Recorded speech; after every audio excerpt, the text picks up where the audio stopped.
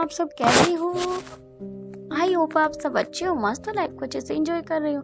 आज की हमारी स्टोरी है सुपर लेडी अनिका की। अगर आपको वीडियो पसंद आ रही है प्लीज़ दोस्तों के साथ शेयर करें, लाइक करें, कमेंट कर जरूर बताएं। अगर कोई गलती होती है उसके लिए दिल से सॉरी। बिना किसी देरी के वीडियो को स्टार्ट करते हैं। करण गुलेरिया काफी देर तक उन आंखों को ढूंढने की कोशिश करते हैं, लेकिन वे आंखें उसे कहीं और दिखाई नहीं दे रही। लेकिन करण गुलेरिया का मन बार बार कह रहा था कि वह हो ना हो उसी शख्स की है।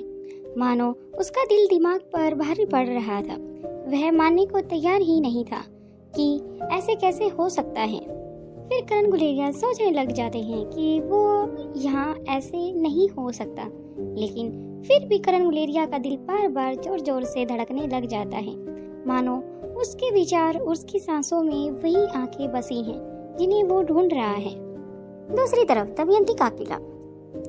लच्छू की बॉडी के अंदर पावर अच्छी तरह से अपना काम करना स्टार्ट कर देता है, क्योंकि दमयंती लच्छू को दिन में कई बार उसके पास उसकी देख रेख करने के लिए जाती थी। जब सभी अपने काम में व्यस्त होते थे तभी दमयंती अपनी बेटी को देखने के लिए लैब की तरफ अपने कदम बढ़ाती थी।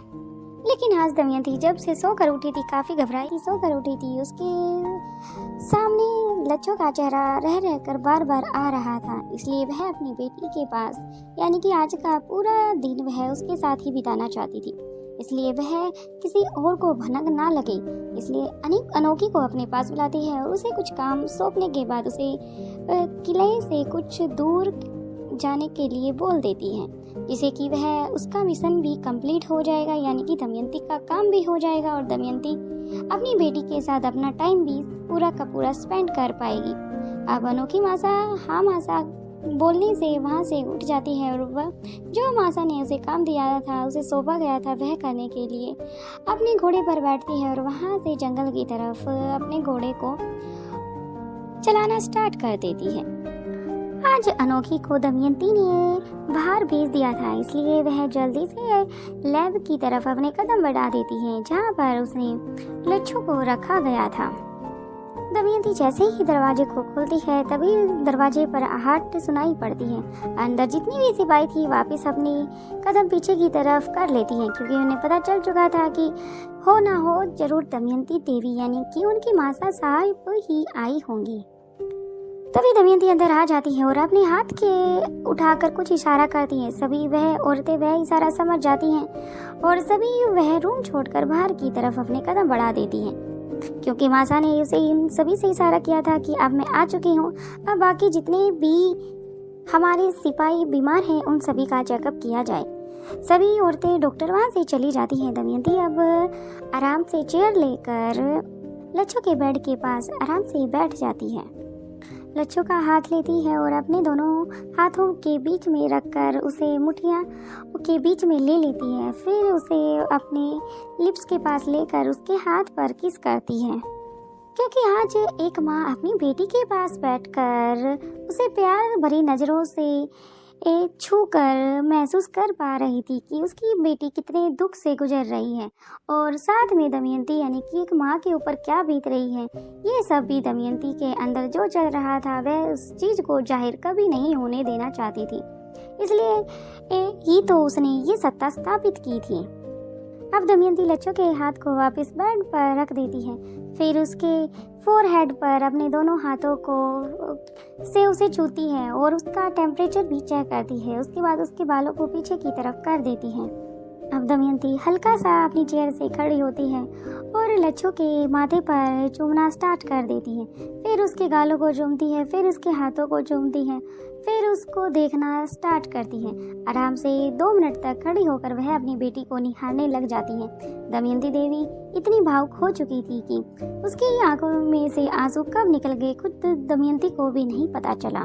दमयंती अपने आप को संभाल लेती है कुछ टाइम बाद ही। फिर वह साइड में जाती है और एक छोटी सी बास्केट में से एक तौलिए को उठाती है और उसे थोड़ा सा गीला करती है। उसके बाद वह लच्छू के पास आ जाती है, उसकी पूरी बॉडी को गीले तौलिए से साफ करती है। अच्छे से साफ करने के बाद वापस उसको वहीं पर रख कर आ जाती है, फिर आराम से अपनी बेटी के पास बैठ जाती है। बैठकर वह लच्छो की तरफ देखना स्टार्ट करती है और साथ साथ में उसकी पुरानी यादें थी बचपन से लेकर अब तक की सारी उसके दिमाग के आगे और पीछे की तरफ घूमने लग जाती हैं, जिससे कि दमयंती देवी का सिर काफ़ी भारी होना स्टार्ट हो जाता है। क्योंकि आजकल लच्छो की तबीयत में काफ़ी सुधार आना स्टार्ट हो जाता है। दमयंती को पता चल चुका था कि बहुत जल्द ही लच्छो उसके साथ दोबारा से कंधा मिलाकर और कदम से कदम मिलाकर आगे की तरफ उसके साथ चलेगी। दोबारा फिर दमयंती अपनी बेटी के बारे में इतना ज़्यादा डीपली सोचने लग जाती है कि फिर से वह काफ़ी भावुक हो जाती है और उसकी आंखों से आंसू निकल जाते हैं। उसके गाल से लुढ़क कर लच्छो के फेस पर गिर जाते हैं, जिससे कि उसकी बॉडी में एक कंपन सी महसूस हो जाती है।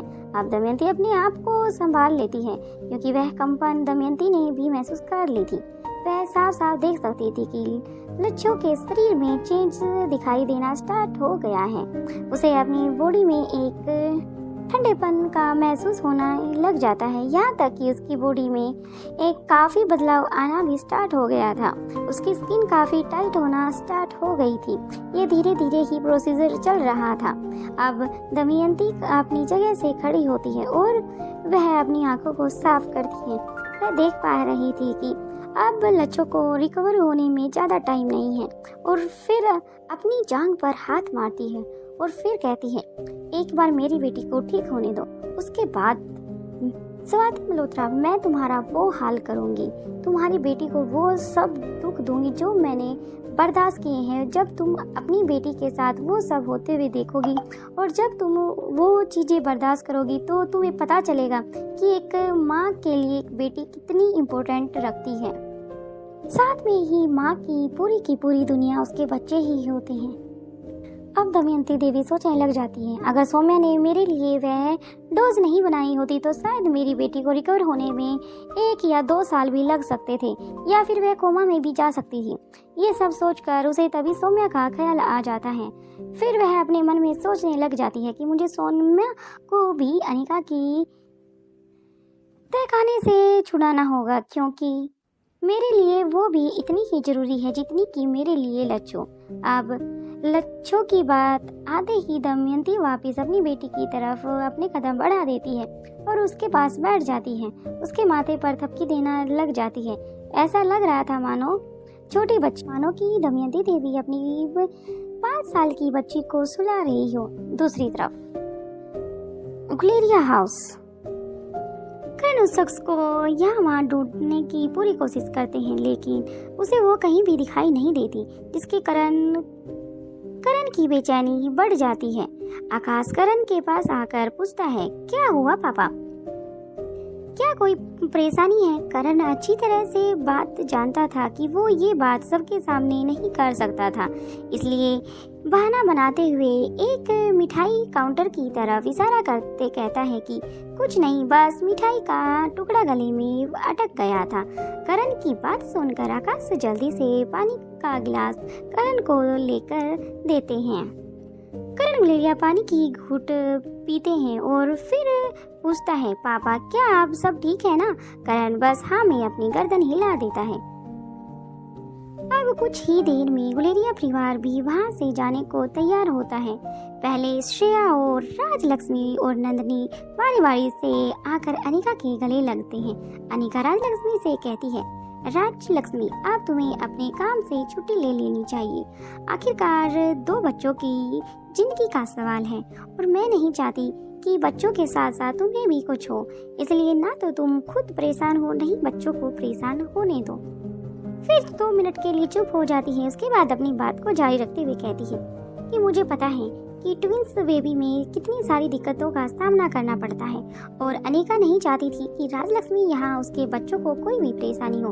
राजलक्ष्मी अब अनिका से कहती है, ठीक है मैडम, लेकिन मैं वीक में कम से कम 3 दिन तो काम कर ही सकती हूँ, वरना ऐसे में तो मैं घर में बोर हो जाऊंगी।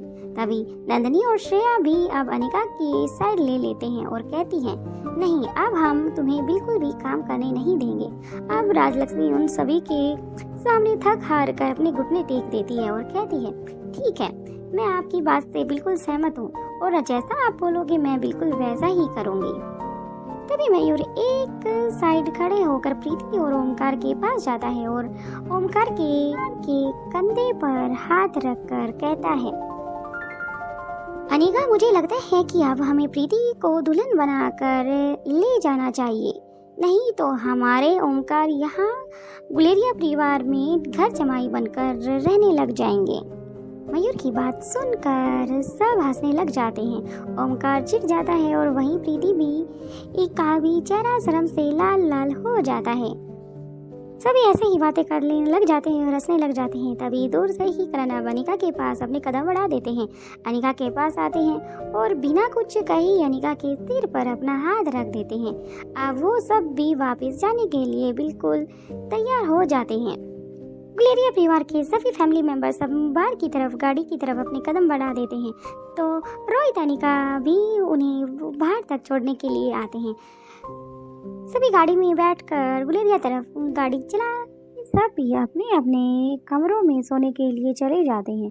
जैसे ही अनिका कमरे में पहुंची है तो वह देख पा रही थी कि उसके रूम में गिफ्ट से भरा हुआ पूरा का पूरा कमरा भर चुका था। फिर वह सीधा अपने कपड़े उठाती है और शावर लेने के लिए वॉशरूम में चली जाती है। कुछ टाइम बाद ही वह बाहर आ जाती है और एक लंबी गहरी सांस लेती है। रोहित भी अब अनिका के पास आ जाता है और अनिका को अपनी बाहों में उठाकर बेड पर ले जाता है। अनिका कहती है कि मिस्टर मरवा, ये आप क्या कर रहे हो? रोहित कहता है कि मैंने बाहर जो ना कहा, जो नहीं किया, मैं वो यहाँ बोलने और करने वाला हूँ। अनिका कहती है कि आप क्या करने वाले हो? रोहित कहता है कि मैं बस आपकी तारीफ करने वाला हूँ, क्योंकि जो कि मैंने बाहर बिल्कुल भी नहीं किया, क्योंकि मेरी एक परी के समान मेरी अनिका एक बारबी डॉल लग रही थी मुझे। तभी अनिका के फेस पर भी स्माइल आ जाती है। तभी दरवाजे पर खटखटाहट की आवाज सुनाई पड़ती है। आवाज सुनकर दोनों के कान दरवाजे की तरफ ही चले जाते हैं। तभी अनिका रोहित से कहती है कि इस टाइम कौन हो सकता है? रोहित कहता है कि मुझे भी नहीं पता कि इस टाइम कौन हो सकता है। तभी रोहित कहता है कि चलो मैं उठता हूँ, मैं देखता हूँ कि कौन है। रोहित जैसे ही दरवाजे के पास जाता है और दरवाजे को खोलता है तो सामने तीनों बच्चों को देखकर वह भी काफी शौक रह जाता है। रिया रोहित को देखते ही वो झट से रोहित के कमर से चिपट जाती है और रोहित उसे मिस करता है और उसे अपनी गोद में उठा लेता है। फिर उसे किस करना स्टार्ट कर देता है वह, क्योंकि वह अपनी बेटी से सबसे ज्यादा प्यार करता था। अब रिया कहती है कि आई मिस यू डैड। तभी रोहित रिया का आंसर देता है कि बेटा, मैंने भी तुम्हें बहुत ज्यादा मिस किया, अपनी प्रिंसेस को। अब आर्यन अलेक्जेंडर जो कि आराम से खड़े होकर देख रहे थे कि उनका भी नंबर आएगा, तभी रिया भी समझ जाती है कि उसके भाई भी वेटिंग लिस्ट में चल रहे हैं। इसलिए रिया नीचे की तरफ उतरती है और अपनी माँ की तरफ कदम बढ़ा देती है। आर्यन और अलेक्जेंडर भी, हेलो डैड, आप कैसे हो? हमें आपको बहुत मिस किया। रोहित भी अपने दोनों बेटों को सिर पर हाथ रखता है। तभी तीनों बच्चों को नजर अपनी माँ पर चली जाती है। वो अनिका भी अपने घुटनों के बल पर बैठ चुकी थी। तीनों बच्चों को गले से लगा लेती है और फिर बारी बारी से तीनों बच्चों के फेस पर किस करती है। तीनों बच्चे एक साथ बोलते हैं, सॉरी बूम, हम उस दिन आपसे बिना मिले ही यहाँ से चले गए थे। अनिका फिर से बच्चों को गले लगा लेती है और कहती है, इसमें तुम्हारी कोई गलती नहीं है, वो वैसे भी तुम तो यहाँ मुझे मिलने आए ही थे, लेकिन मैं यहाँ ही नहीं थी। अब रिया कहती है कि मोम, तुम्हें लगा कि आपके पास हमारे क्लोन हैं तो इसलिए आपको हमारी याद नहीं आ रही होगी। अनिका तीनों बच्चों की तरफ देखकर कहती है, रोबोट चीज कितनी भी अच्छी और कितनी भी प्यारी और कितना ही उसमें अच्छे से क्यों ना उसे बनाया गया हो, लेकिन वह कभी इंसान की जगह नहीं ले सकती है। फिर हम तो हमारी जान हो, तुम ही तो मेरी जान बसती है। तीनों ही बच्चे अब अनिका के गले लग जाते हैं। रोहित अनिका के एक साथ वो आराम से अनिका की तरफ ही अपने कदम बढ़ा देता है। रिया कहती है, मोम, आपने सबसे ज्यादा मुझे ही मिस किया होगा ना? रिया की बात सुनकर अब आर्यन कहता है, मोम, हम तीनों से बराबर प्यार करती है तो इसलिए उन्होंने हम तीनों को ही मिस किया होगा। लेकिन रिया आर्यन की बात सुनकर कहती है कि मैं सबसे छोटी हूँ तो इसलिए मॉम ने मुझे ज़्यादा मिस किया होगा। दोनों भाई समझ जाते हैं कि रिया जानती है कि डैड के सामने दोनों भाई बिगी बिल्ली हैं। भले ही वो कितने शैतान और कितनी अपनी बातें रिया से मनवाते क्यों ना हो, लेकिन अब उनके डैड यहाँ पर हैं तो रिया का जो दिल करेगा रिया वो उसको बोल सकती है। एलेक्जेंडर और आर्यन दोनों भाइयों को भी इस बात से कोई ऐतराज नहीं था कि को डैड और मॉम उनसे ज़्यादा प्यार करते हैं, क्योंकि वो भी अपनी बहन को छोटी बहन की तरह ही प्यार करते थे। तभी रिया की नज़र रूम में रखे हुए गिफ्ट पर जाती है तो रिया एक्साइटेड होकर कहती है कि मॉम एंड क्या हम सारे गिफ्ट को जल्दी से खोल करके देख सकते हैं। तभी रिया की बात सुनकर अनिका अपनी गर्दन हाँ में हिला देती है। तभी रिया गिफ्ट के पास जाती है और एक गिफ्ट बॉक्स को खोल कर देखती है, क्योंकि यह और किसी का नहीं बल्कि दादी माँ के द्वारा दिया गया। ने ऐसा भी क्या दिया है, एक बार जरा पहले दादी माँ का ही गिफ्ट देखती हूँ। जैसे रिया उसे बॉक्स को खोलती है उसमें से एक बहुत ही सुंदर डायमंड नेकलेस निकलता है, जिसे देखकर रिया कहती है वाह मम्मी ये कितना सुंदर है ना, कितना प्यारा नेकलेस है ब्लू डायमंड के साथ। और भी कई तरह के डायमंड लगे हुए थे जिन्हें मिलना अब तो टाइम में तो बिल्कुल भी मुमकिन नहीं है। नेकलेस की कीमत लगा कर सोची जाए तो अभी जो मुकाबला चल रहा है वह काफ़ी हाई थी। तीनों बच्चों के कहती है कि अब तुम्हें भी जाकर सो जाना चाहिए, तुम लोगों को वापस भी जाना है ना। अनिका की बात सुनकर रिया मासूम सा चेहरा बना लेती है और आराम से रोहित के पास जाती है। कहती है कि मुझे अभी कुछ दिन आप लोगों के साथ रहना है, क्योंकि छुट्टियां हैं तो इसलिए हम तीनों बहन भाई आप लोगों के साथ रहना चाहते हैं। फिर रिया का साथ देते हुए आर्यन भी कहता है हमने अपने छोटे भाई को भी नहीं देखा है।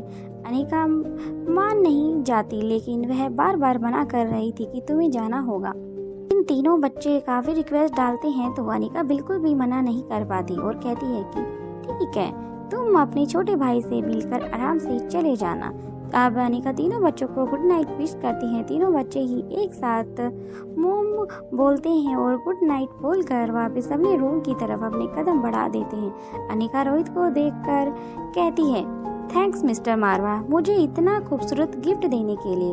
अनिका की बात सुनकर अब रोहित कहता है अगर तुम बच्चों मुझे रिटर्न गिफ्ट दे सकती हो, या बोलकर रोहित अनिका की तरह बढ़ जाता है। इतने दिनों की भाग दौड़ के बाद आज अनिका भी इस पल को जीना चाहती थी, इसलिए वो भी अपनी आंखें बंद कर लेती है।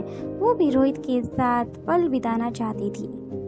लेकिन कुछ देर बाद ही अनिका के फोन की बेल बजना स्टार्ट हो जाती है। फोन कॉलर आईडी पर नेम दिखाकर अनिका कहती है कि ये देखो मिस्टर मारवा। पता नहीं अननोन नंबर से कोई नाम भी शो नहीं हो रहा है कि किसका कॉल आई है। तभी रोहित भी काफी हैरान था कि इतनी रात के समय में कौन कॉल कर सकता है, क्योंकि अनिका को ये नंबर जाना पहचाना सा लग रहा था। अब अनिका जल्दी से ये नंबर काफी जाना पहचाना था और रोहित की तरफ इशारा करती है, लेकिन रोहित नहीं समझ पा रहा था कि आखिर अनिका कहना क्या चाहती है, क्योंकि अभी अनिका शांत थी लेकिन वापस उसके चेहरे पर वही मायूसी, वही उदासी, वही सब चलना स्टार्ट हो जाता है। दूसरी तरफ अनोखी भी अपना काम पूरा करके आ चुकी थी। दमयंती वापस अपनी जगह पर आकर बैठ जाती है और सभी जितने भी वहाँ पर सिपाही थे और सभी को कहती हैं कि इस काम को छोड़कर तुम्हें अपने अभ्यास की तरफ भी ध्यान देना चाहिए, क्योंकि मैं नहीं चाहती कि नेक्स्ट बार जब भी हम किसी तरह की मुसीबत में पड़े तो तुम हार मान जाओ। इसलिए हर चीज़ का मुकाबला डट कर किया जाना चाहिए, क्योंकि जीत हमारी लड़ने से होती है, ना कि हमें माए शहीद होने से। इसलिए हमें मुसीबत का सामना लड़कर और फिर चाहे हमारे साथ कुछ हो जाए तब तक हमें अपना बचाव करना चाहिए और दूसरे सामने वाले को नुकसान पहुंचाना चाहिए। लेकिन मैंने देख लिया है कि तुम्हारी तलवारबाजी भी जीरो के मुकाबले हो चुकी है। आज अनोखी को आने दो, उसके बाद ही मैं उसे बोलूंगी कि तुम सभी को अभ्यास की कराया जाए। तभी सभी औरतें अपनी गर्दन को हाँ में हिला देती हैं और गर्दन नीचे करके हाँ माँ साहब का नारा लगा देती हैं। बाकी का नेक्स्ट एपिसोड में देखते हैं। वीडियो पसंद आ रही है तो प्लीज़ लाइक शेयर सब्सक्राइब और कमेंट कर जरूर जाना। अभी टाइम हो चुका है 2 AM। Thank you friends.